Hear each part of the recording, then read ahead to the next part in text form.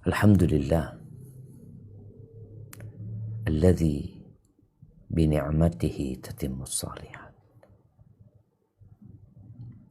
Segala puji bagi Allah Jalla Jalaluhu yang karena nikmatnya kebaikan-kebaikan menjadi sempurna. Kita bisa menjaga salat kita. Kita bisa menjaga ibadah kita, zikir kita, Quran kita. Dan kita bisa ngaji saat ini. Itu adalah karunia Allah Azza wa Jalla yang seharusnya kita syukurin lebih daripada mensyukuri nikmat harta. Lebih daripada mensyukuri nikmat sehat.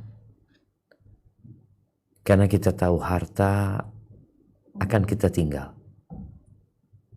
Kesehatan pun akan hilang tatkala kita mati. Tapi iman dan ilmu yang diamalkan akan selalu mendampingi kemanapun kita pergi.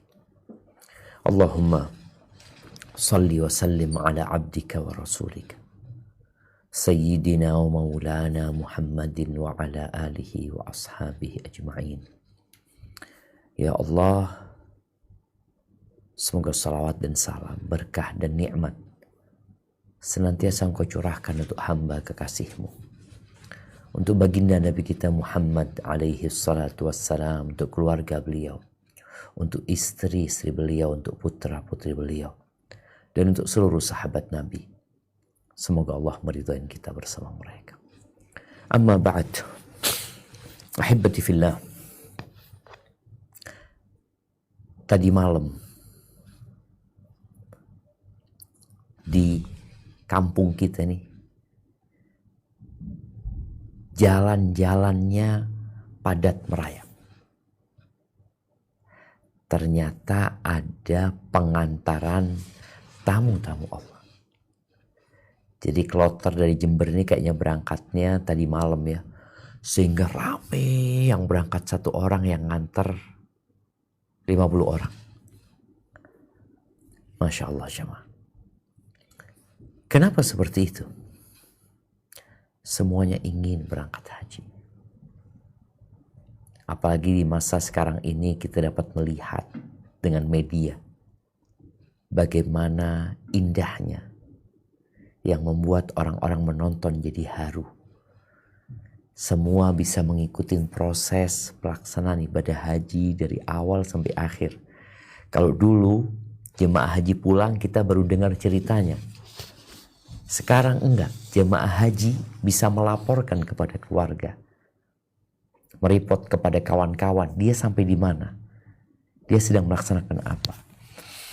Padahal pelaksanaan ibadah hajinya masih lama. Karena pelaksanaan ibadah haji itu sebenarnya ya hanya 5 hari kira-kira. Atau 6 hari paling lama. Tanggal 8 Dzulhijjah. Sedangkan kita sekarang masih tanggal 13 Dzulqa'dah. Tanggal 8 Dzulhijjah. Tanggal 9 mereka berangkat ke Arafah. Tanggal 8 mereka mabit di Mina untuk tarwiyah. Tanggal 9 mereka meninggalkan Mina menuju ke Arafah. Tanggal 10 mereka meninggalkan Arafah menuju ke Muzdalifah, bermalam di Muzdalifah, kemudian pagi harinya menuju ke Mina, mereka lempar jumrah, sebagian langsung melaksanakan tawaf ifadah tanggal 10. Kemudian malam 11 mereka mabit di Mina lagi untuk lempar jumrah. Malam 12 mereka mabit lagi di Mina untuk lempar jumrah. Dan malam 13, malam 12 sebagian pulang. Di siang harinya mereka ambil nafar awal. Dan sebagian ambil nafar tani tanggal 13 baru pulang. Jadi 8. Kalau 8 dihilangkan mulai 9. 9, 10, 11, 12. 4 hari. Subhanallah jemaah. Ahibati fillah. Mereka yang berangkat haji dan juga berangkat umrah sebenarnya, mereka adalah tamu-tamu Allah. Tamunya Allah. Kata Nabi alaihi salatu wasallam di hadis yang diriwayatkan Ibnu Majah, Al-hujjaju wal-ummaru wafdullah. Para jemaah haji dan jemaah umroh itu sejatinya delegasi Allah. Mereka orang yang safar, yang meninggalkan rumahnya menuju kepada Allah Azza wa Jalla. Inda'auhu ajabahum. Kalau mereka berdoa mohon sama Allah, Allah akan kabulkan. Subhanallah, tamu-tamu Allah kita lihat ya. Datang dari berbagai penjuru dunia. Wa in istaghfaru ghafara lahum. Kalau mereka minta ampun sama Allah, Allah ampuni. Subhanallah, ini sebuah keutamaan dan kemuliaan yang dimiliki oleh mereka yang berangkat haji. Dan di hadis yang diriwayatkan Imam Nasa'i, Rasulullah SAW mengatakan wafdullahi azza wa jal thalatha. Delegasi Allah, tamu Allah, itu ada 3. Mereka yang safar meninggalkan rumahnya, yang menjadi delegasi Allah, utusan Allah, itu ada 3. Al-ghazi, yang pertama adalah orang yang berangkat berjihad di jalan Allah. Yang kedua, wal-haj, orang yang berangkat haji. Yang ketiga, wal-mu'tamir, orang yang berangkat umrah. Kita bersyukur kepada Allah jamaah, umrah dimudahkan. Haji pun dimudahkan. Entah berapa ribu tahun yang lalu, ketika Nabi Ibrahim selesai meninggikan bangunan Ka'bah bersama putranya Ismail, Allah perintahkan kepada Nabi Ibrahim untuk membuat undangan kepada umat manusia untuk datang ke rumahnya Allah Azza wa Jalla. Apa kata Allah di surat Al-Hajj? Jadi di Quran itu ada surat haji. Di ayat 27 sampai 28. Nah, silakan dibaca. A'udzu billahi minasy syaithanir rajim.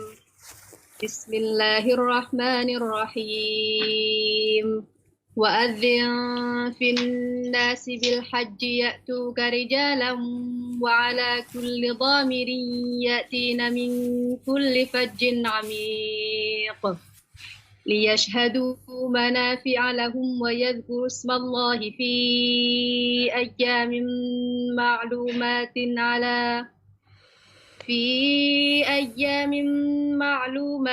على ما رزقهم من بهيمة الأنعام فكلوا منها وأطعموا البائس الفقير. Wahai Ibrahim, serulah manusia untuk mengerjakan haji. Niscaya mereka akan datang kepadamu dengan berjalan kaki dan mengendarai unta kurus yang datang dari segenap penjuru yang jauh. Mereka berdatangan supaya menyaksikan berbagai manfaat untuk mereka dan menyebut nama Allah pada beberapa hari yang telah ditentukan atas rizki yang telah dianugerahkannya kepada mereka berupa binatang ternak. Makanlah sebagian darinya dan sebagian lainnya. Berilah makan orang yang sengsara lagi fakir. Allahu Akbar jemaah. Ketika Allah memerintahkan Nabi Ibrahim untuk menyeru, mengundang orang untuk datang. Di beberapa athar disebutkan, Nabi Ibrahim mengatakan, Anna yablughu sauti. Ya Allah, gimana suaraku akan sampai kepada mereka? Sedangkan kita tahu, kota Mekah pada saat itu belum seramai sekarang. Sedangkan umat manusia berada di berbagai penjuru dunia. Dan Nabi Ibrahim datang dari Hebron, dari Palestina. Maka beliau mengatakan, Anna yablughu sauti. Gimana suaraku akan sampai? Maka dikatakan kepada Nabi Ibrahim, Innama alaikan nida wa alaina al-balagh. Ibrahim, tugasmu adalah memanggil, menyeru, mengundang, dan tugas kami adalah menyampaikannya. Maka Nabi Ibrahim menyeru Ayuhan nas, wahai umat manusia, Allah mewajibkan. Allah telah menjadikan rumah di muka bumi ini untuk dikunjungi. Maka berangkatlah berhaji ke sana. Maka disebutkan dalam riwayat itu suara Nabi Ibrahim disampaikan Allah kepada seluruh manusia. Bahkan yang akan haji pada ribuan tahun yang akan datang. Ke sulbi mereka disampaikan. Gak ada alasan orang mengatakan belum diundang, belum dipanggil. Engkau sudah dipanggil. Berapa banyak orang ini dipanggil tapi tidak mendengar. Karena dia sibuk dengan sesuatu yang menyebabkan dia lalai dengan panggilan itu. Berapa sering seorang istri memanggil suaminya, tapi sang suami tidak mendengar, padahal dia tidak tuli. Berapa banyak anak yang dipanggil oleh ortunya tidak mendengar, padahal pendengarannya waras. Apa sebabnya? Mereka sedang konsentrasi dengan sesuatu yang lain. Dan Allah sampaikan, ya'tu karijalan. Orang-orang itu akan datang menuju ke rumah Allah ini. Menjadi tamu Allah, melaksanakan ibadah haji rijalan. Berjalan kaki.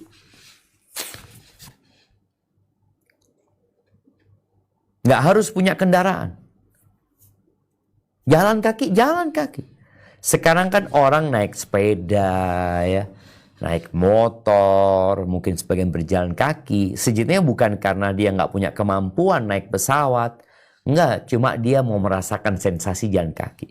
Ini kalau dulu memang nggak ada sudah. Aku nggak punya apa-apa, aku hanya bisa jalan kaki. Ya jalan kaki, mampu berangkat. Wa ala kulli dhamir.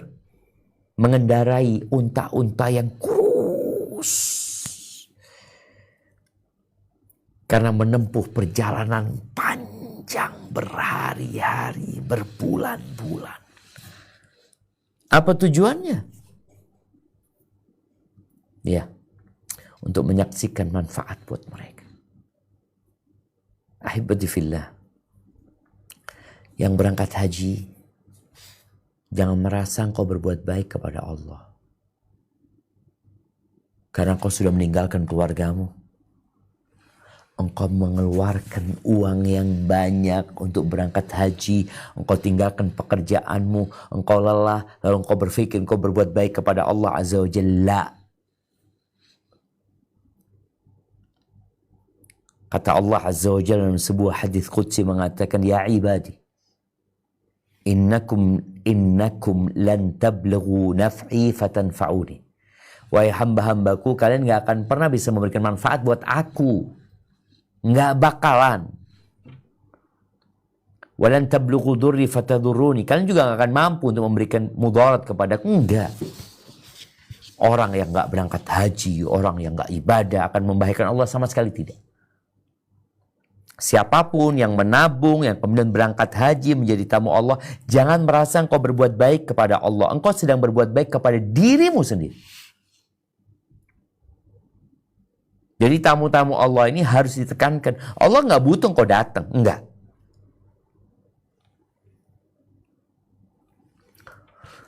Terus kenapa kita disuruh datang? Berapa sering orang dipanggil untuk dikasih? Dipanggil, fulan. Setelah datang lebih, kenapa kata dia? Kasih hadiah. Ah, itulah haji. Engkau dipanggil untuk dikasih. Maka jangan pernah engkau merasa engkau berbuat baik kepada Allah. Engkau sedang berbuat baik kepada dirimu sendiri. Berapa ongkos yang engkau keluarkan untuk jadi tamu Allah Azza wa Jalla? Banyak. Jual ini, jual itu. Ya. Engkau sedang memberikan manfaat kepada dirimu. In ahsantum li anfusikum. Kalau engkau berbuat baik, sejatinya engkau berbuat baik kepada dirimu sendiri. Ahibati fillah. Dan pelaksanaan ibadah haji ini tidak sepanjang tahun. Kalau umroh, kapan saja boleh. Tapi haji enggak. Itulah yang menyebabkan antrian begitu panjangnya. Ada yang daftar, nunggu 25 tahun. Sedangkan waktu dia daftar, dia dapat kuota, umurnya itu 60 tahun. Tambah 25, 85 tahun. Mungkinkah dia berangkat haji?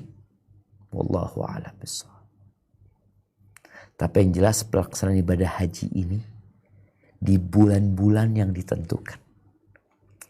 Apa kata Allah Azza wa Jalla? Di surat Al-Baqarah ayat 197. Coba kita baca. Di ayat 197 saja. Tafadhol. Nah. Al-Hajju ashhurun ma'lumat.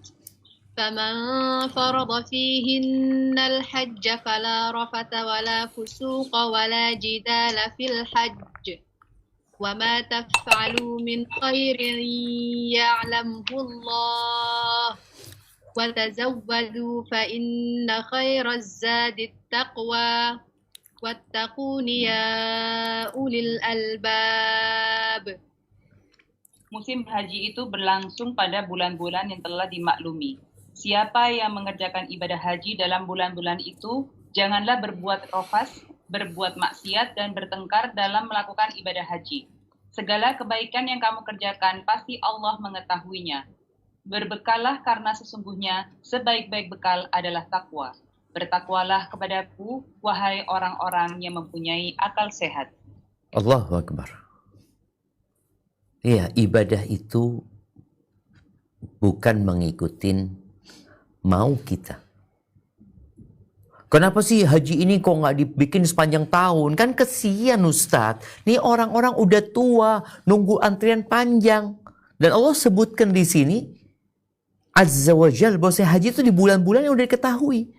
Bulan itu Syawal, Dzulqa'dah, Dzulhijjah. Ya udah, bikin haji di bulan Syawal. Nanti haji di bulan Dzulqa'dah. Nanti haji di bulan Dzulhijjah. Paling nggak 3 tahun, setahun 3 kali. Mungkinkah? Enggak, jemaah. Udah Allah tetapkan. Tanggal 9 Dzulhijjah di Arafah. Tapi prosesnya ternyata dari bulan Syawal nih. Makanya kemarin bulan Syawal sudah ada yang berangkat. Dzulqa'dah berangkat. Dzulhijjah.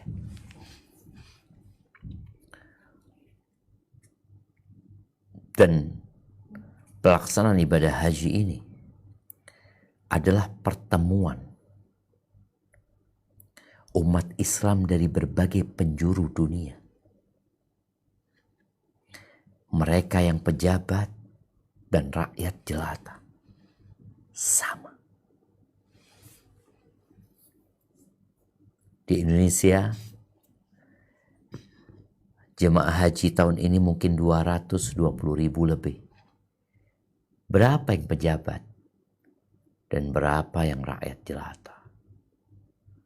Berapa yang kaya raya dan berapa yang biasa-biasa aja?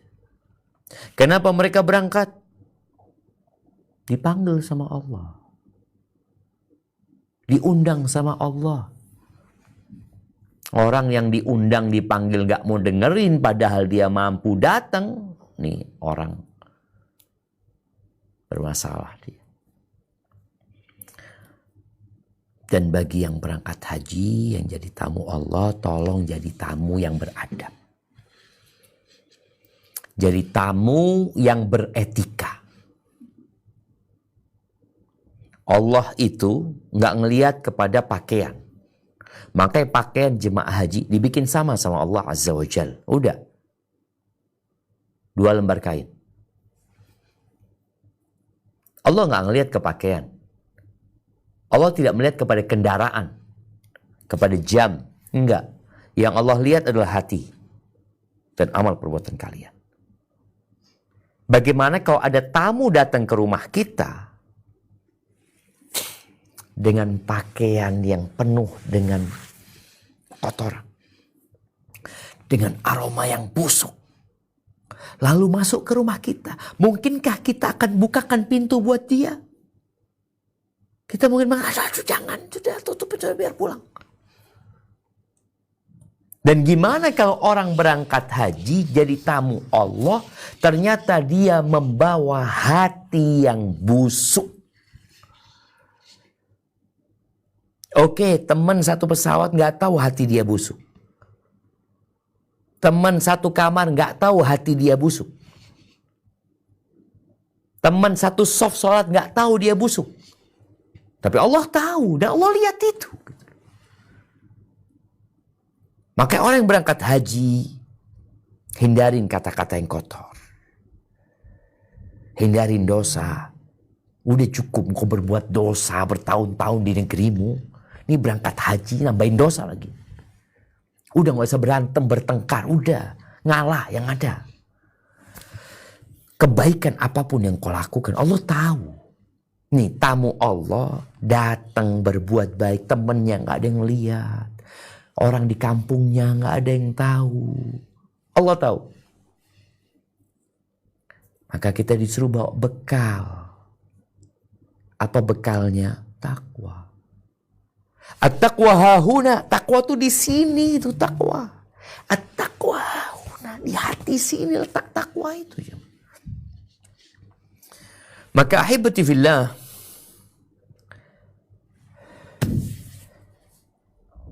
berapa banyak orang yang mampu tapi nggak mau, dan berapa banyak orang yang mau tapi nggak mampu. Dan berapa banyak orang yang mampu, mau, tapi nggak tahu. Yang pertama, ada yang mau tapi nggak mampu. Ada yang mampu tapi nggak mau. Ada yang mampu, mau, tapi nggak tahu. Nggak tahu diri. Dia jadi tamu Allah tapi nggak tahu diri. Nggak semua yang berangkat jadi tamu Allah. Bagaimana ucapan sebagian salafus salih tatkala melihat jemaah haji banyak. Ma aktsara rakab. Oh, berapa banyak rombongan yang berangkat. Dan betapa sedikit yang berangkat haji. Yang jadi tamu Allah. Sedikit ternyata. Rombongan satu pesawat. Apakah semua jadi tamu Allah Azza wa Jal? Apakah semua berangkat untuk berhaji? Untuk mencari keridhaan Rabbi? Allahu a'lam. Kenapa jemaah haji itu, tamu-tamu Allah ini, sebelum berangkat itu perlu dikondisikan. Oh, apa katanya Ustadz? Udah, loh, jangan apa katanya Ustadz. Engkau harus beribadah dengan ilmu. Makanya orang yang sholat pun jangan apa kata Ustadz, apa kata imam. Loh, engkau harus tahu syarat dan rukunnya.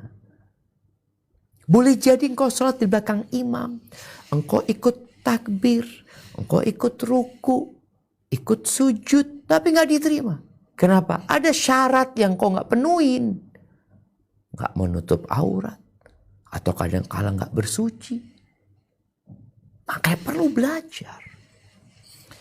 Dan ahibati fillah, sebelum kita bicara tentang keutamaan menjadi tamu Allah, keutamaan melaksanakan haji, kita bicara hukumnya dulu.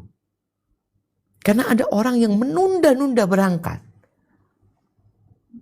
Padahal dia sudah mampu. Apa kata Allah di surat Ali Imran ayat 97? Nah, tafadhol dibaca. فيه آيات بينات مقام إبراهيم ومن دخله كان آمنا ولله على الناس حج البيت من استطاع إليه سبيلا ومن كفر فإن الله غني عن العالمين. Di dalamnya terdapat tanda-tanda yang jelas, di antaranya makam Ibrahim. Siapa yang memasukinya Baitullah, maka amanlah dia.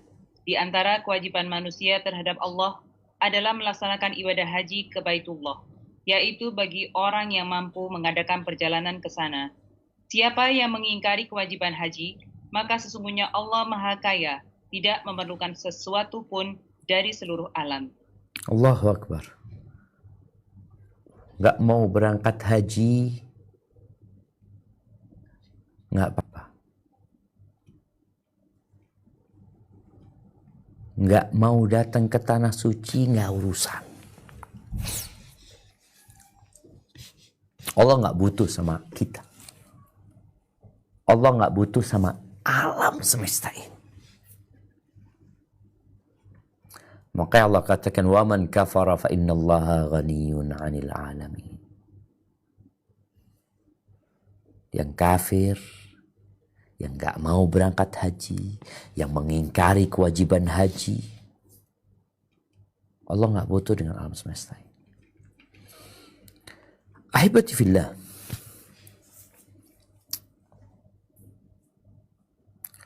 punya rumah nggak wajib. Nah, punya HP juga kayaknya nggak wajib. Punya kendaraan nggak wajib. Tapi berangkat haji wajib bagi yang mampu melakukan perjalanan ke sana. Punya bekal, punya kendaraan, bisa jalan kaki kalau memang bisa ditempuh jalan kaki, jalan kaki gitu. Apakah kewajiban haji ini termasuk kewajiban yang harus segera dilaksanakan atau boleh ditunda? Artinya kalau saya mampu sekarang umur 25 tahun, Allah kasih rizki sama ana, uang itu cukup untuk daftar, untuk berangkat, apakah ana boleh menundanya? Nantilah kayaknya. Ana belum siap, ana masih banyak dosa. Kemudian dia menunda. Ada dua pendapat ulama di sini, jemaah. Pendapat yang pertama, haji itu adalah kewajiban yang harus segera dilaksanakan ketika syarat-syaratnya terpenuhi. Dan dosa orang yang menunda. Sudah wajib umur 25, baru berangkat umur 65. 25, umur 65. 40 tahun dia tunda. Kemana engkau? Oh, dia ke Eropa. Dia jalan-jalan ke Australia. Ke Malaysia, haji. Nantilah. Ana belum siap menjadi orang baik. Berapa banyak orang yang menunda pelaksanaan ibadah haji dengan alasan belum siap menjadi orang baik. Ana masih banyak dosa. Ini orang-orang yang tidak mengingat kematian. Dan ternyata ini pendapat Hanabilah, mazhab Hambali, dan ada riwayat dari Abu Hanifah, dan pendapatnya Abu Yusuf dan kawan-kawannya, dan sebagian dari ulama Malikiyah yang mutaakhirin, dan juga dinukil dari Imam Malik, dan itu pendapat Daud Al-Zahiri, dan banyak ulama yang berpendapat seperti itu. Bahwasanya haji ini kewajiban yang gak boleh ditunda. Apa dalilnya? Tadi ayat yang kita baca di surat Ali Imran ayat 97. Ya Allah perintahkan, ya segera laksanakan. Kemudian Allah juga memerintahkan kepada kita untuk berlomba-lomba dalam kebaikan. Fastabiqul khairat, untuk bersegera, wasari'u ila maghfirati min rabbikum wa jannah, untuk bersegera menuju keampunan Allah, menuju ke surga Allah Azza wa Jal. Jadi kalau orang ini nggak berlomba-lomba, menunda-nunda, berarti dia meninggalkan perintah untuk bersegera. Kemudian hadis Nabi SAW ketika beliau berpidato di hadapan para sahabat, beliau mengatakan, Ayyuhan nas, qad faradallahu alaikumul hajja fahujju. Wahai umat manusia, ini Nabi pidato berceramah di hadapan para sahabatnya. Sesungguhnya Allah telah mewajibkan atas kalian berhaji, maka berangkatlah kalian haji. Dan hukum asal perintah itu ya harus disegerakan, bukan ditunda-tunda. Kemudian ada asar dari Umar bin Khattab radhiyallahu anhu. Umar pernah berkata, Man mata wa huwa musirun lam yahujja. Barang siapa yang mati dalam kondisi dia punya kelapangan harta dan dia belum berangkat haji, mati belum berangkat haji, falyamut ala ayyi halin sya'. Silahkan dia memilih hendak mati dalam kondisi apapun, Yahudian atau Nasranian, mau kondisi Yahudi atau Nasrani. Ini benar-benar ancaman buat mereka yang menunda-nunda untuk berangkat haji. Dan kita itu nggak tahu apa yang akan terjadi sama kita. Haji ini ibadah yang memerlukan kesiapan mental, harta, fisik, dan ilmu tentunya. Nggak main-main haji ini. Kita harus berjalan kaki. Kita harus melakukan perjalanan panjang. Kita harus berdesak-desakan di tempat berkumpulnya ratusan ribu bahkan jutaan manusia. Ketika orang itu masih muda, insya Allah masih kuat. Ketika dia berangkat dalam kondisi sudah sepuh, berapa banyak cerita jemaah haji yang hilang, jemaah haji yang kesasar, jemaah haji yang tidak tahu tawafnya benar atau tidak. Pokoknya dia berputar, dia terpisah dari rombongan. Ketika ditanya, udah tawaf? Udah tawaf. 7, iya 7. Padahal dia baru 3. Dia baru 4. Dia baru 5. Subhanallah jemaah. Ini sesuatu yang benar-benar harus dipertimbangkan. Ya, mungkin ada pendapat lain yang mengatakan haji itu boleh ditunda. Ini pendapat Syafi'iyah. Ada riwayat dari Imam Malik, ada riwayat dari Imam Ahmad. Apa dalil mereka? Mereka berpendapat bahwa kewajiban haji itu turun pada tahun ke-6 Hijriah. Kita tahu pada tahun ke-6 Hijriah itu, kota Mekah masih di bawah kekuasaan orang-orang musyrikin. Allah berfirman, wa atimul hajja wal umrata lillah. Sempurnakan ibadah haji dan umrah untuk Allah Azza wa Jalla. Fa in uhsirtum famastaysra minal hadi. Kalau kalian terhalangi nggak bisa melaksanakan, ya udah sembelihlah yang kalian punya, yang mudah buat kalian dari hewan-hewan ternak tadi. Dan Nabi nggak langsung haji. Ya memang Nabi nggak langsung haji.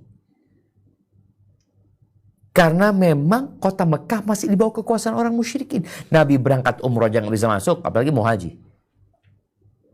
Tahun 7 juga nggak bisa berangkat karena masih di bawah kekuasaan orang-orang musyrikin. Tahun ke-8 ya Nabi menaklukkan kota Mekah. Tahun ke-9 Nabi nggak haji. Tapi ngutus Abu Bakar untuk haji. Karena ada kesibukan. Dan juga kota Mekah masih penuh dengan kesyirikan. Masih orang-orang musyrik masih ikut berangkat haji. Maka di tahun ke-9 Nabi mengutus Abu Bakar untuk berangkat haji. Ali juga bersama para sahabat untuk mengumumkan juga di sana. Bahwa mulai tahun depan nggak boleh orang musyrik berangkat haji. Jadi Nabi baru berangkat tahun ke-10 Hijriah.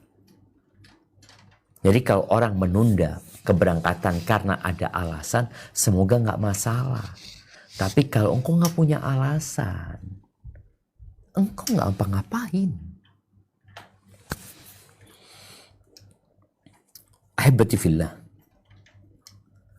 Apa sih keutamaan orang berangkat haji? Menjadi tamu Allah itu apa keutamaan? Soalnya kadang-kala orang ini, dia punya perhitungan. Kenapa dia menunda? Ada banyak yang dia persiapkan dalam kehidupan ini. Dia mau nikah, dia mau buka usaha, dia mau ini, itu, macam-macam lah. Dia punya rencana. Dalam hadis yang diriwayatkan Imam Bukhari dan Muslim, Rasulullah SAW pernah ditanya, Ayyul amali afdal? Amalan apakah yang paling afdal? Amalan apa?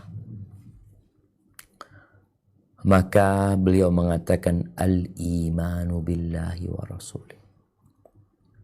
Bicara amal yang paling utama adalah iman kepada Allah dan Rasul. Jadi sebelum amal-amal lainnya, iman ini menjadi syarat utama. Maka orang yang tidak mengatakan asyhadu an la ilaha illallah wa asyhadu anna Muhammad Rasulullah, walaupun dia menyumbangkan sepenuh bumi ini emas, nggak bakal diterima. Maka kalau bicara amalan yang paling utama dan pertama adalah beriman. Qila thumma madha? Setelah itu apa ya Rasulullah? Alaikas salatu wassalam ya Rasulullah. Qala al-jihadu fi sabilillah. Berjihad di jalan Allah Azza wa Jalla. Setelah iman, jihad. Thumma madha? Setelah itu apa? Qala hajjun mabrur. Haji yang mabrur. Subhanallah. Jadi setelah jihad itu haji.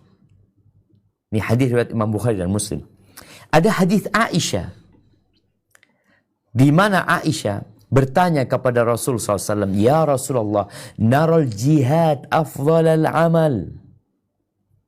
Kami melihat jihad ini amalan yang paling mulia. Bagaimana seorang ketika berangkat berjihad di jalan Allah, sejak keluar dari rumahnya ditulis pahala dia sampai pulang.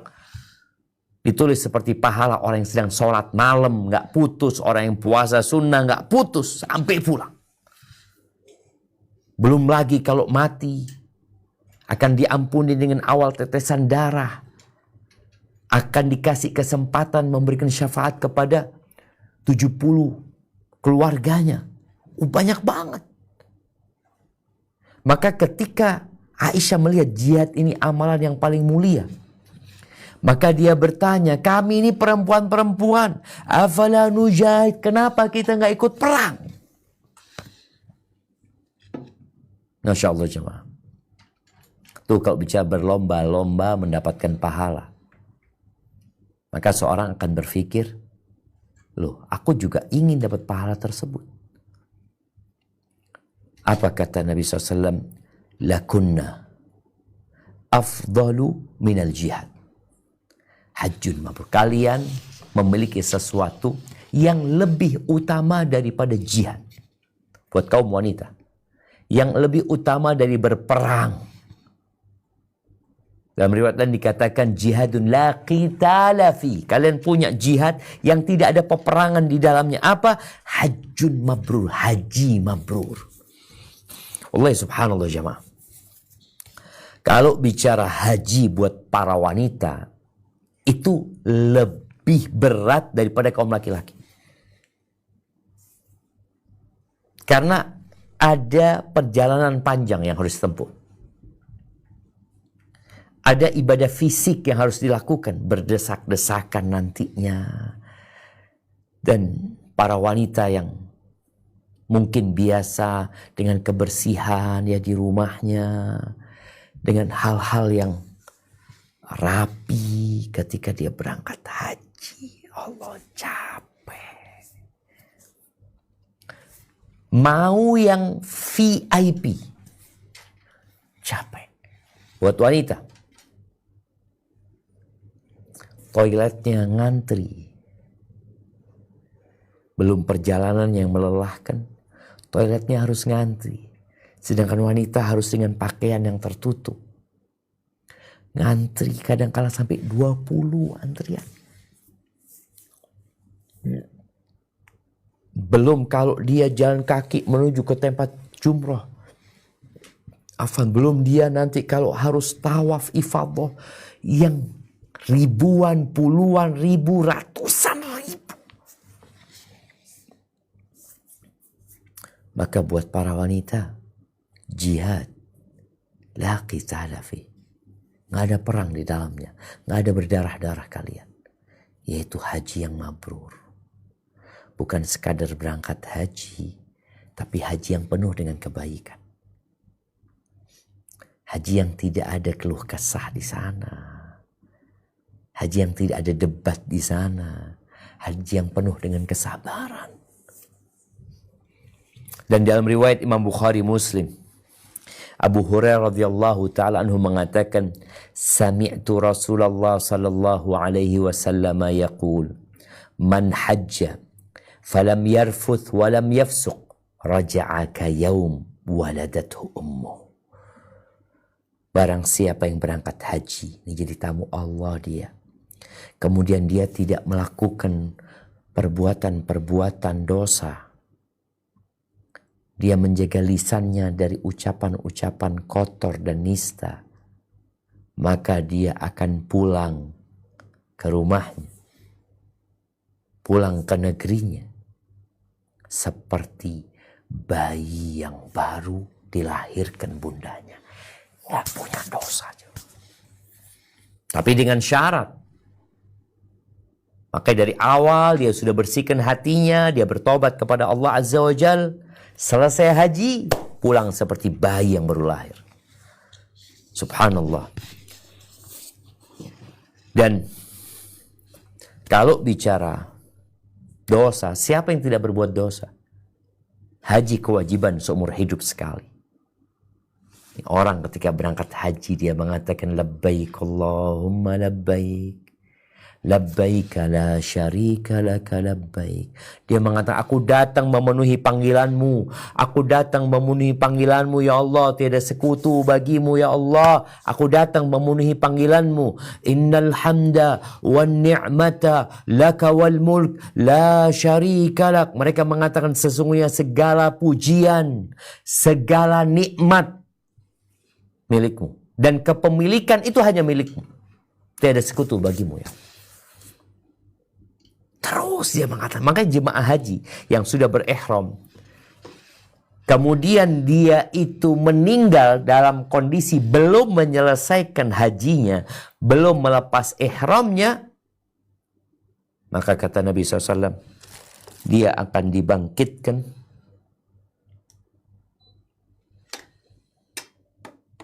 dalam kondisi bertalbiyah.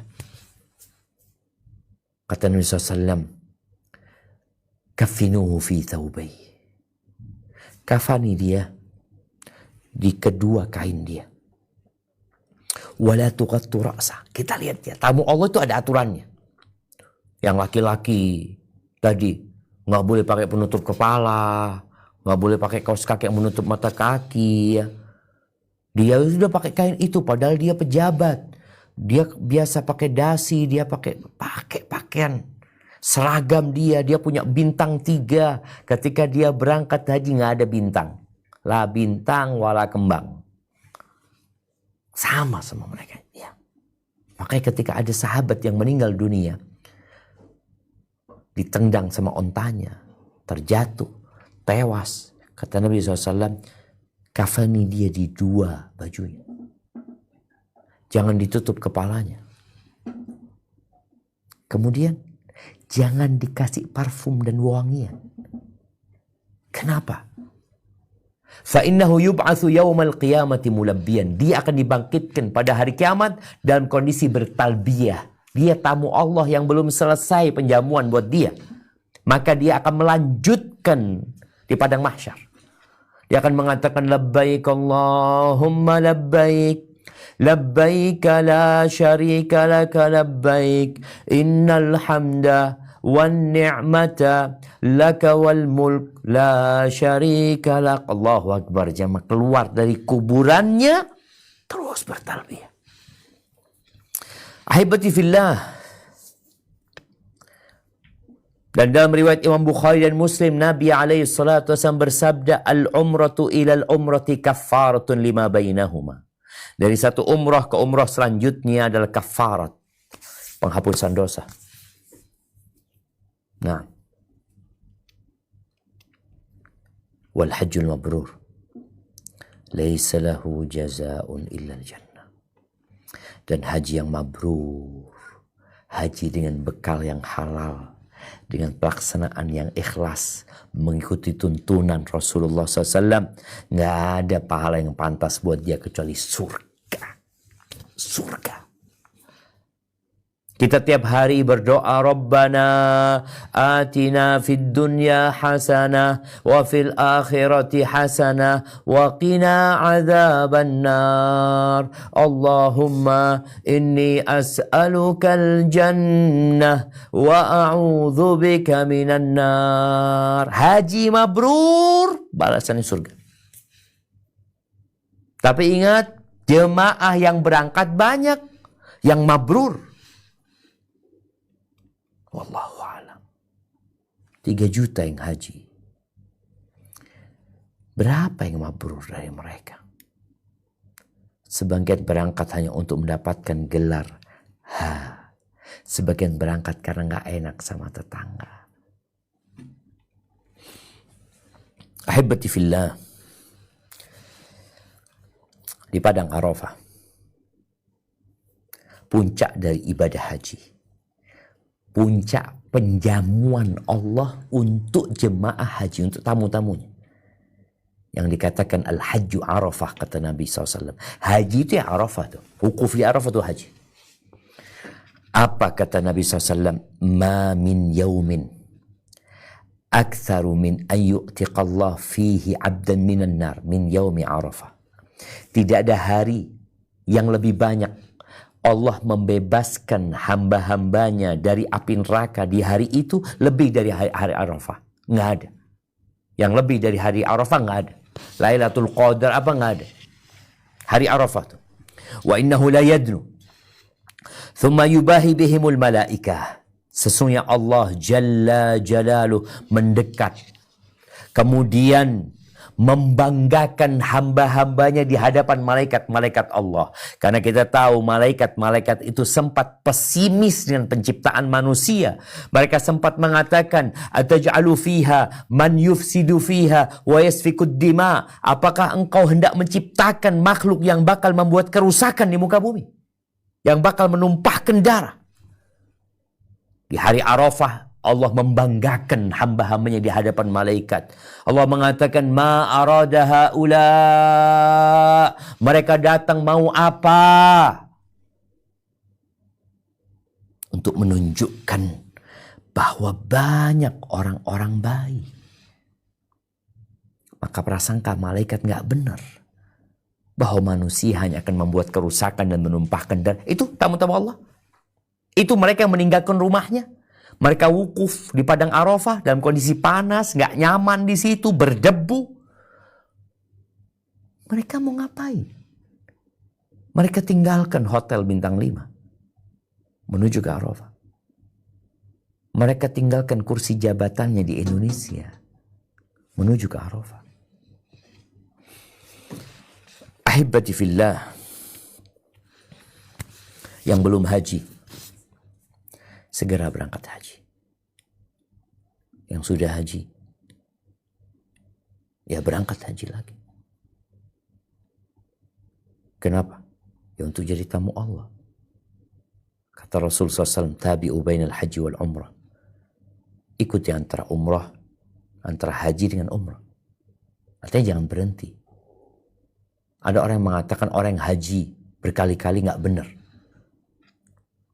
Ya, nggak benar kalau ternyata dia tidak mengikuti aturan. Nggak benar kalau ternyata dia tidak peduli dengan tetangganya. tidak peduli dengan kerabatnya. Ada orang berangkat haji, tetangganya kelaparan. Kerabatnya hidup dalam kefakiran. Tanda-tanda haji mabrur itu peduli sama orang lain. Berbagi makan sama orang lain. Maka jangan berhenti berangkat haji. Daftar lagi, udah haji alhamdulillah. Tahun depan kau punya rezeki mau berangkat lagi. Nggak bisa tahun depan, tahun selanjutnya. Nggak bisa tahun selanjutnya. Udah, yang penting aku berangkat lagi. Dan kelak pada hari kiamat ketika ada hisab, kita tahu yang pertama dihisab yang wajib. Dan haji yang wajib hanya sekali. Yang lainnya sunnah. Kata Nabi SAW, fa'innahuma, haji dan umrah ini ibadah yang mengeluarkan tenaga banyak, meninggalkan keluarga dan kerabat, membutuhkan biaya yang tidak sedikit. Ternyata dua ibadah ini yanfiyanil faqra wa dhunub. Dua ibadah ini dapat meniadakan kefakiran dan dosa-dosa. Kama yanfil kiru khabathal hadid wal dhahabi wal fiddah. Sebagaimana alat di dapur tukang besi itu, tukang pandai besi itu membersihkan besi, emas, perak dari karat-karat dan kotoran-kotoran. Walaysa lil hajjatil mabrura jazaa'un ilal jannah. Enggak ada balasan yang pantas buat orang yang mabrur hajinya kecuali surga Allah Azza wa Jalla. Maka ahibati fillah, kalau engkau nggak bisa jadi tamu Allah tahun ini, niatkan untuk jadi tamu Allah. Menabunglah. Engkau hormatin tamu-tamu Allah. Engkau jaga keluarganya tamu-tamu Allah. Semoga suatu saat engkau juga menjadi tamu Allah Azza wa Jalla. Semua yang kita miliki akan kita tinggalkan. Haji itu berkorban. Dan bukan hanya berkorban harta. Tapi banyak kesenangan yang harus kita korbankan. Sebagian jemaah haji harus 40 hari. 30 hari. 20 hari. 10 hari mungkin. Tapi yang jelas semuanya berkorban. Maka jangan sampai pengorbananmu sia-sia. Gara-gara apa? Dua hal. Satu, tidak ikhlas. Dua, tidak sesuai dengan aturan. Hada wallahu a'lam bishawab. Itu yang dapat Ana sampaikan pada kesempatan kali ini berkaitan dengan menjadi tamu-tamu Allah yang kita juga, ya Allah, haru ngelihat mereka berangkat, ya, meninggalkan keluarganya, dan di sana ya mereka nggak bisa bahasa Arab, mereka hidup dengan ketidaknyamanan kadangkala berada di negeri orang, tapi mereka lakukan itu. Demi apa? Innamal a'malu binniyat wa innama likulli imri'in ma nawa. Jazakumullah khair. Mungkin kita masuk ke sesi tanya jawab. Tafadhali. Barakallahu fiik. Assalamualaikum Ustadz, putaran pertama dari Sydney. Waalaikumsalam warahmatullahi wabarakatuh. Ahlan wa sahlan. Naam, tafadhali. Ada titipan pertanyaan ini Ustadz. Kalau pada saat umroh atau haji, kadang kita itu ada hadas gitu, najis Ustadz. Terus kita cuma kucek aja, kurang bersih gitu Ustadz. Kita taruh di tas. Apakah pada saat ibadah tas itu boleh kita tenteng-tenteng atau harus gimana Ustadz? Karena ada najisnya. Jazakallah. Masya Allah, barakallahu fiik.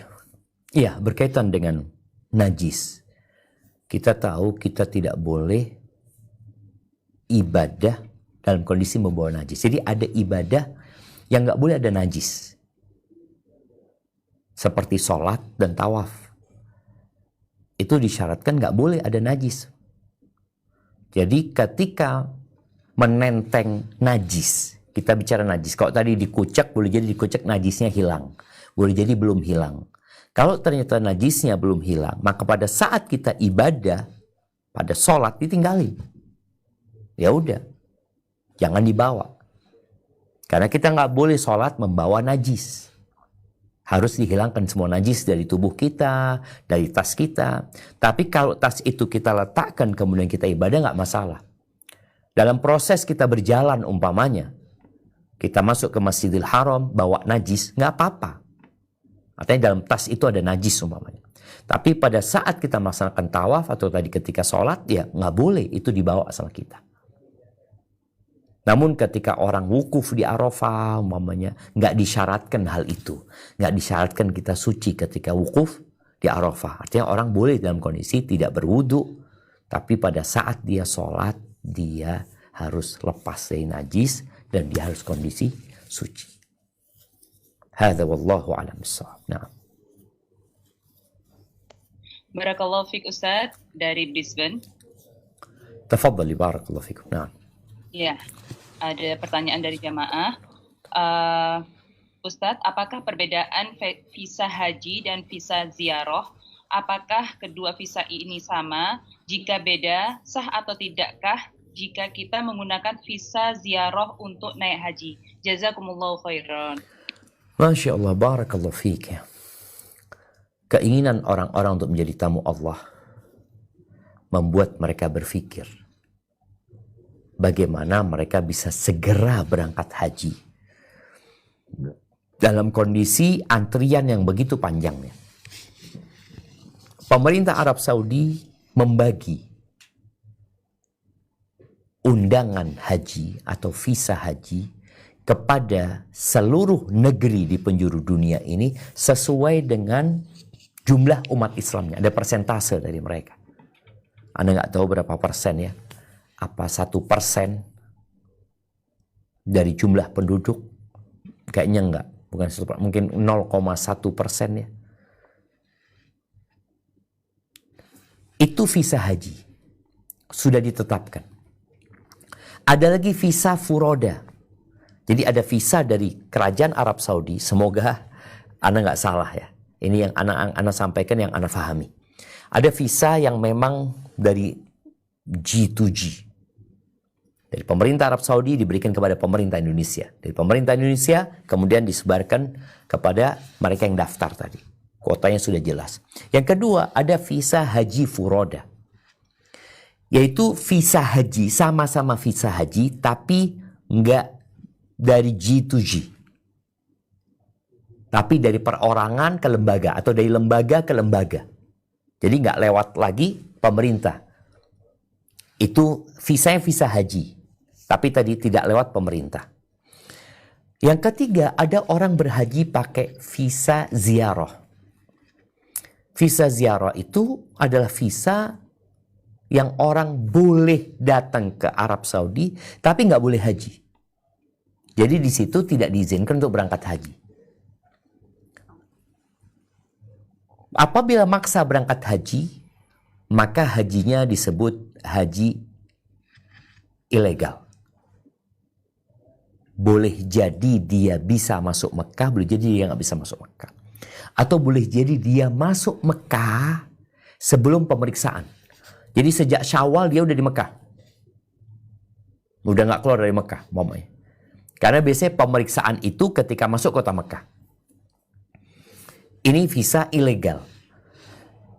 Dalam pelaksanaan hajinya, visa umrohnya, visa ziarahnya itu legal, tapi dia nggak punya izin untuk berangkat haji. Karena tadi sebenarnya pemerintah Arab Saudi itu kenapa membatasi? Karena dia tahu dengan kemampuan daya tampung Mekah dan masyair, tempat-tempat pelaksanaan haji, maka dibatasi sama pemerintah Arab Saudi. Nah, orang-orang yang dengan visa ziarah akhirnya menambah jumlah jemaah haji lebih banyak lagi. Kalau bicara apakah sah, ya sah-sah saja ya. Karena apabila sah-sah saja, apabila syarat dan rukun hajinya terpenuhi, itu sah-sah saja. Tapi dia melakukan pelanggaran di sini. Ada lagi visa umroh yang nggak pulang.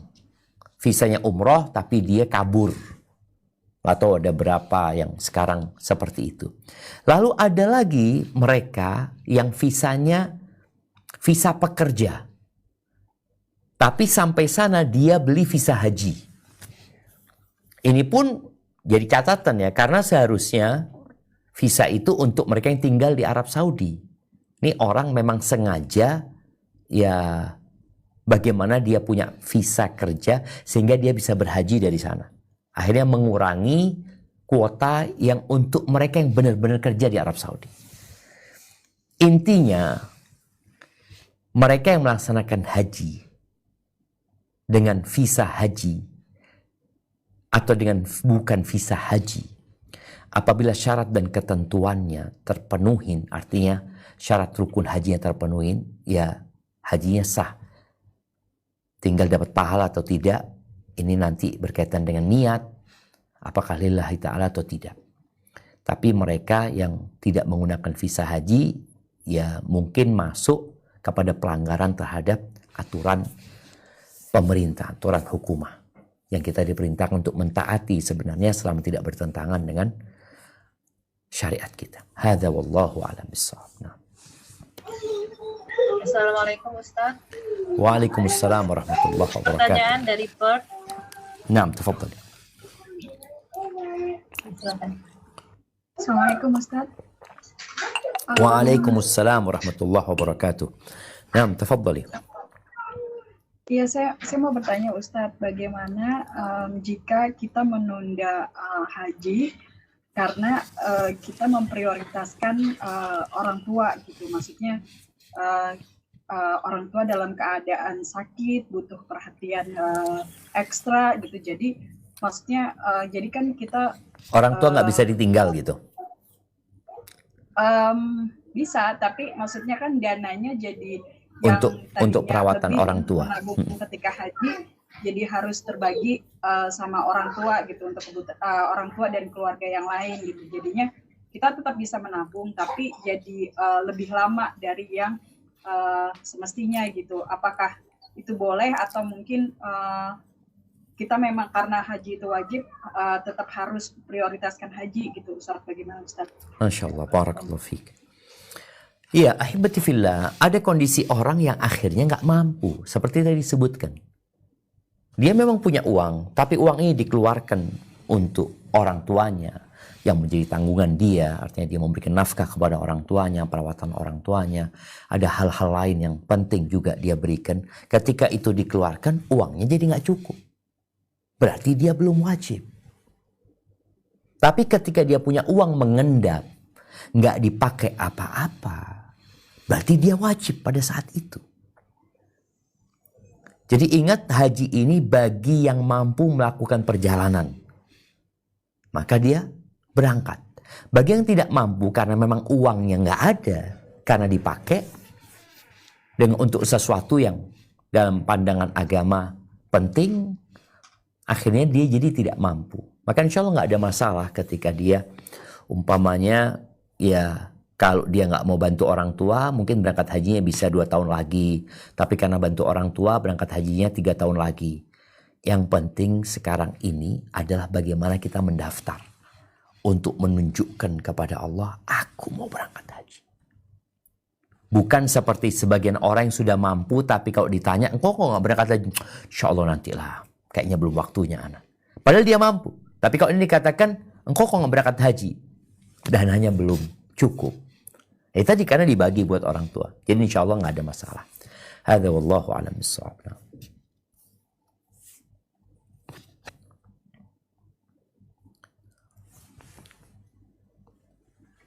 Assalamualaikum warahmatullahi wabarakatuh, Ustaz. Waalaikumsalam warahmatullahi wabarakatuh. Naam, tafadhal. Izin bertanya, Ustaz, apa tanda-tandanya sekiranya seseorang yang berhaji itu mendapatkan haji yang mabrur? Jazakallah khair, Ustaz. Ahibati fillah. Ya, kalau bicara apa tanda-tanda haji mabrur? Apa sih artinya mabrur itu? Kalau menyebutkan mabrur itu haji yang tidak bercampur dengan dosa sedikit pun.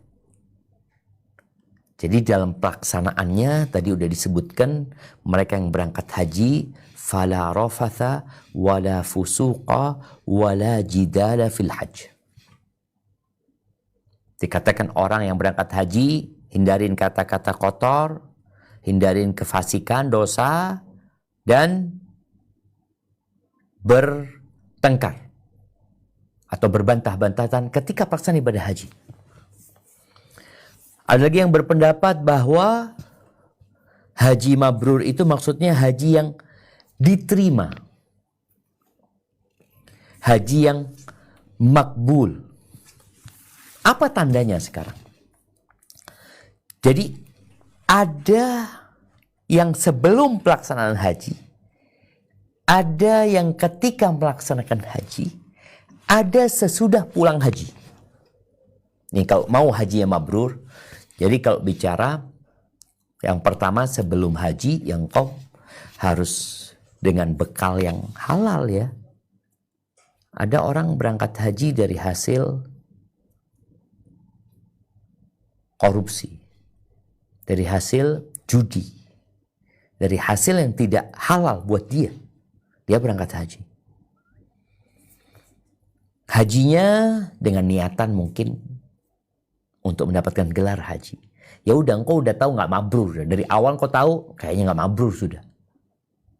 Kenapa? Oh, tanda-tandanya udah jelas ini haram nih. Kemudian ketika pelaksanaan haji, pelaksanaannya nggak karu-karuan.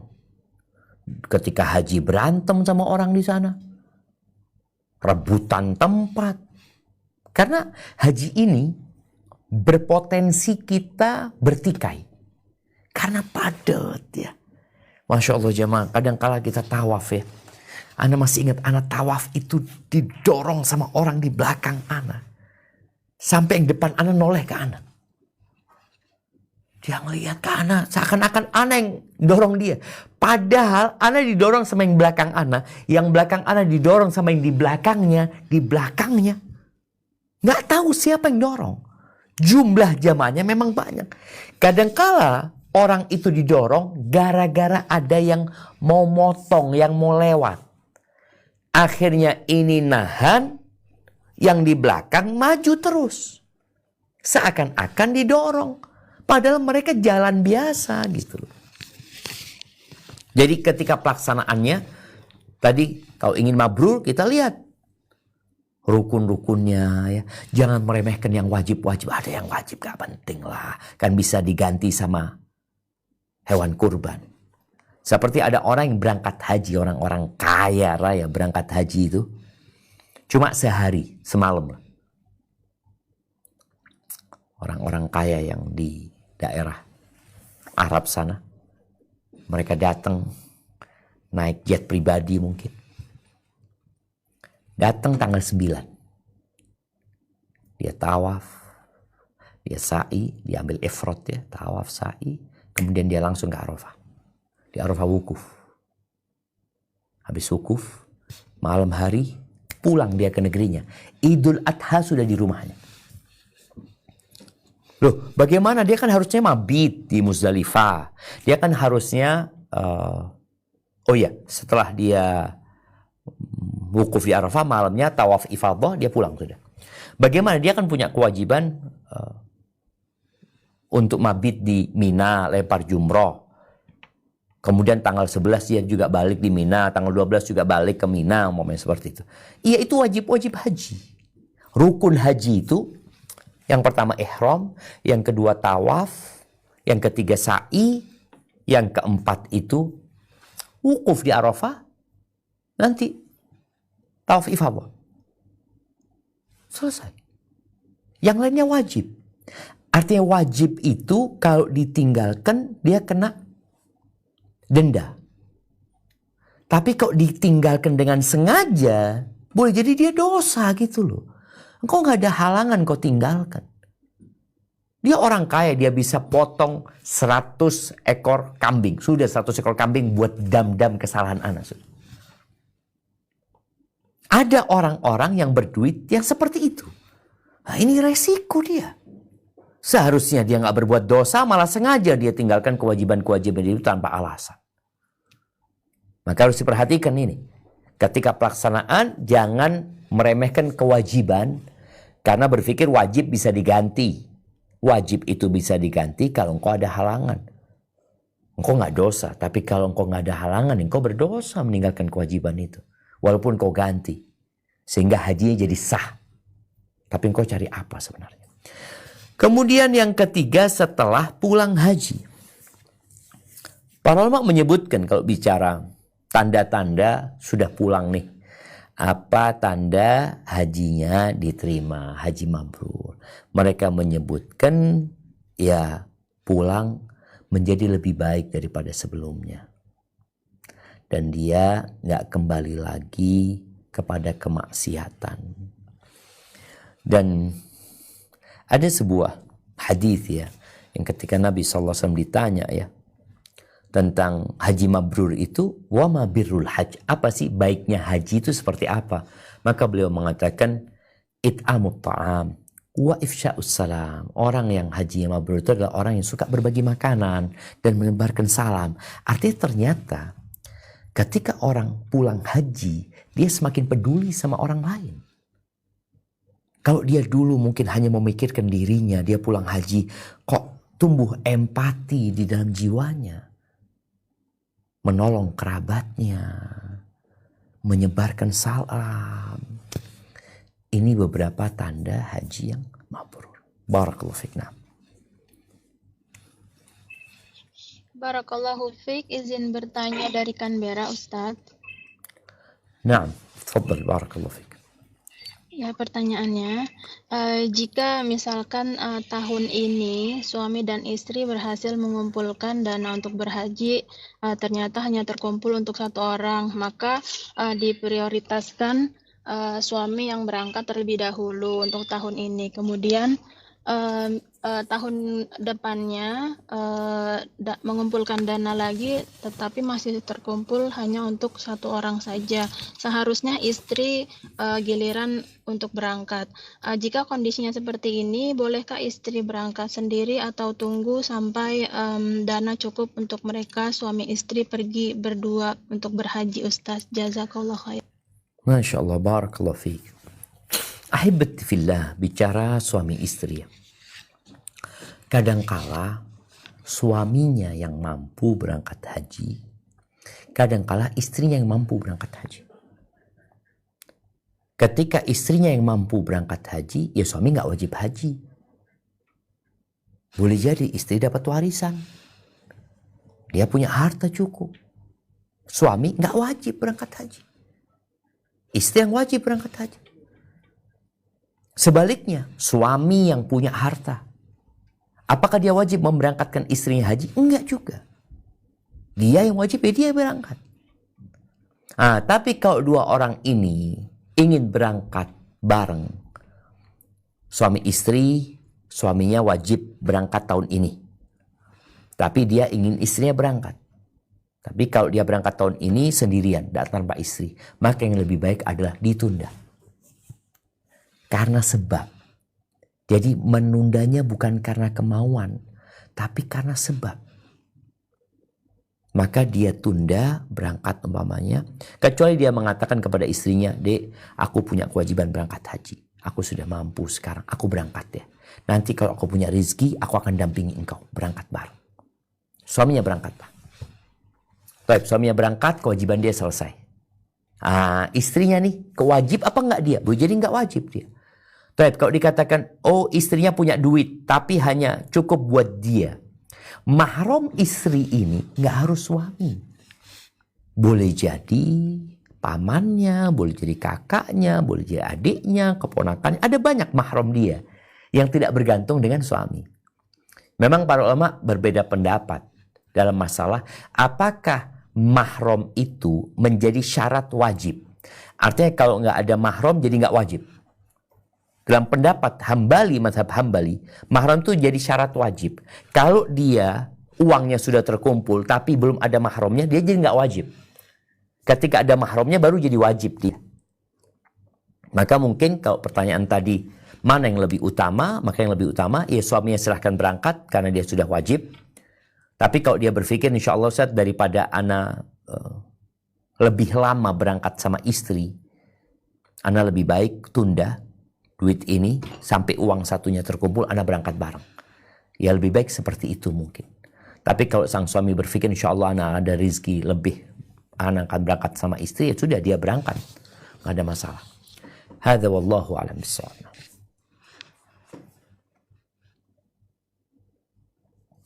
Oke, Assalamualaikum Ustadz, putaran kedua dari Sydney. Waalaikumsalam warahmatullahi wabarakatuh. Sydney tapi kok Melbourne tulisannya ini? Oh iya, salah Ustaz. Masya Allah. Iya, Nah, Sydney. Ustaz, tafadhal. mau tanya, kalau di sini itu daftar haji itu insya Allah dalam setahun bisa langsung berangkat gitu ya Ustadz. Masya Berarti Allah. kan uang harus ready walaupun dengan jumlah besar. Nah kalau suami itu kepingin pergi sama istrinya kayak tadi, tapi kalau dalam rangka nabung gini Ustadz, tapi kalau nabung kok kayaknya kalau haji masih ready-nya nanti nih duitnya sekitar 3 tahun lagi deh kita umroh aja dulu lah sekeluarga. Berdosa apa enggak Ustadz? Masya Allah. Jazakallah. Masya Allah. Barakallahu fiik. Nah, berkaitan dengan umroh dulu sebelum berhaji.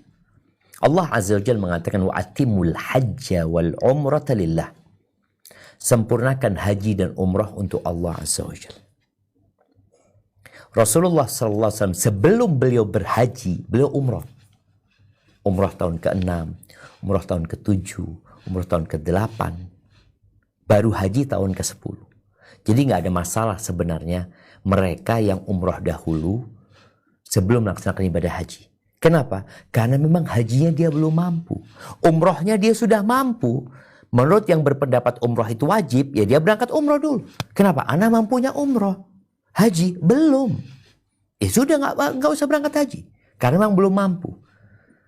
Apalagi dikatakan nanti mau nabung. Ini berarti dia nggak mampu berangkat haji. Maka berangkatlah umroh. Apalagi sekarang dengan adanya antrian. Kalau mungkin di Australia punya duit sekarang, tahun ini juga berangkat. Tapi di tempat lain enggak. Dia daftar, nih bayar sekarang. Mau dia punya uang full, tapi tetap nggak bisa berangkat. Tetap nunggu 20 tahun umpamanya. Maka umroh juga sebuah kewajiban menurut pendapat yang kuat. Berangkatlah umroh. Sebagaimana Nabi SAW sebelum berhaji, beliau telah berumroh 3 kali. Hadza wallahu a'lam bissawab. Nah. Barakallahu fiik Ustadz dari Brisbane putaran kedua. Naam, tafadhali. Izin bertanya Ustadz, apakah hukumnya ketika orang tua memberikan hadiah untuk anaknya pergi haji, di mana anaknya tersebut masih muda, baru bekerja yang secara finansial sebenarnya belum dikatakan mampu untuk berhaji. Apakah lebih afdol berhaji dengan uang anak itu sendiri atau berhaji karena diberikan hadiah dari orang tuanya? Jazakumullahu khairan. Masya Allah, barakallahu fiik. Naam, ahibati fillah. Berkaitan dengan orang yang dikasih biaya haji, apakah jadi itu wajib buat dia? Padahal dia nggak mampu. Orang yang difasilitasi untuk berangkat haji. Ini ada khilaf di antara para ulama. Seperti seorang orang tua yang dikasih sama anaknya. Bapak berangkat haji Pak. Apakah jadi wajib buat orang tuanya? Apalagi kalau itu jadi utang budi nantinya. Ada yang mengatakan enggak, dia nggak wajib. Dia nggak wajib. Kalau dia dikasih harta, dikasih hadiah, lalu dia berangkat haji, lain lagi cerita. Tapi ini dikasih duit untuk berangkat haji memang. Sebagian mengatakan nggak jadi itu wajib buat dia karena dikhawatirkan adanya hutang budi kepada orang yang ngasih. Tapi kalau dia mau berangkat, tafadhol gitu loh. Ini bicara wajibkah dia atau tidak. Tapi kalau dia mau berangkat, tafadhol. Kembali kepada pertanyaan tadi, bagaimana dengan anak yang dikasih harta sama orang tuanya untuk berangkat haji, difasilitasi? Maka pilihannya berangkat dengan uang sendiri atau dikasih orang tua. Di sini anak juga boleh jadi dia ngatakan enggak lah ayah, makasih banyak ayah, jazakallah khair, nanti anak kalau mampu anak akan berangkat haji. Karena dia memang nggak mampu pada waktu itu, yang mampu orang tuanya. Maka buat dia jadi nggak wajib. Memang dia nggak mampu. Yang ini akan berkenaan nanti takut jadi utang budi seperti itu. Namun kalau sang anak menerima ya baik juga gitu loh. Apalagi dia tahu orang tuanya memang kelebihan harta daripada dipakai jalan-jalan ke tempat mana-mana, maka itu jadi lebih baik buat anaknya berangkat haji. Ketika dia punya rizki lagi nanti, dia berangkat haji lagi untuk yang sunnah. Hadza wallahu a'lam bissawab. Assalamualaikum Ustaz. Waalaikumsalam warahmatullahi wabarakatuh. Mohon penjelasan hukum ikhtilat dalam berhaji Ustaz. Barakallahu. Masya Allah, barakallahu fiik. Naam, ahibati fillah. Ya, ini menjadi sebuah fenomena yang sulit dihindarin ya. Kalau dulu memang para wanita itu tawafnya biasanya di malam hari.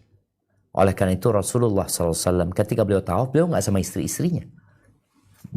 Jadi rombongan perempuan, ya perempuan sendiri nanti. Mereka lebih memilih berangkat di malam hari. Karena kita tahu juga orang yang berihram itu nggak boleh pakai cadar. Di malam hari pada masa itu nggak ada lampu. Kalaupun ada lampu, mungkin lampu ya yang tidak terang ya. Seperti itu. Sehingga mereka pelaksanaan tawafnya itu lebih nyaman. Namun sekarang kan sulit dihindarin, apalagi kondisinya orang-orang itu takut terpisah dari rombongan ya. Kemudian dia harus bersama suaminya, bersama keluarganya. Maka nasihat ana, hindari berdesak-desakan. Artinya ketika tawaf, pemerintah Arab Saudi kan sekarang berusaha ketika waktu sholat itu udah sebelum masuk waktu sholat itu biasanya perempuan-perempuan sudah mulai disuruh berhenti tawaf. Karena dikhawatirkan nanti ketika iqamatus shalah ini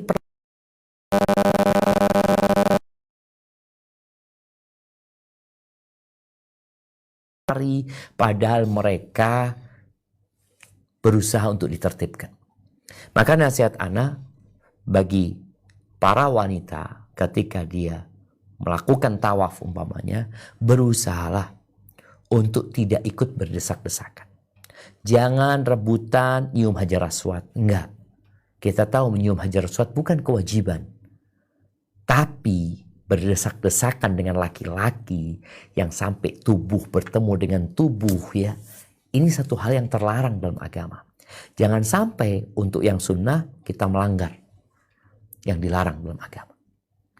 Jadi nggak usah mendekat ke Ka'bah. Tadi kalau bicara mau menyentuh rukun Yamani yang harus berdesak-desakan dengan laki-laki, yang kadang-kala dia menyentuh tangannya laki-laki, hindarin yang seperti itu. Berusaha untuk menjauh dari keramaian, dan semoga dengan cara seperti itu Allah terima haji kita dalam rangka menjaga kehormatan diri kita. Hadza wallahu a'lam bissawab. Naam. Assalamualaikum warahmatullahi wabarakatuh. Ustaz, dari Kuala Lumpur lagi putaran kedua. Ada titipan pertanyaan. Naam, tafadhal, barakallahu fiik. Orang tua sudah meninggal, sudah pernah berhaji, tetapi tata caranya tidak sesuai sunnah. Apakah boleh dibayarkan badal haji oleh anaknya yang tata caranya sesuai dengan sunnah? Jazakallahu khair Ustaz. Barakallahu fiik. Naam. Wallahu a'lam bissawab ya. Kalau orang tua sudah selesai melaksanakan haji yang wajib, sudah gugur kewajiban orang tua.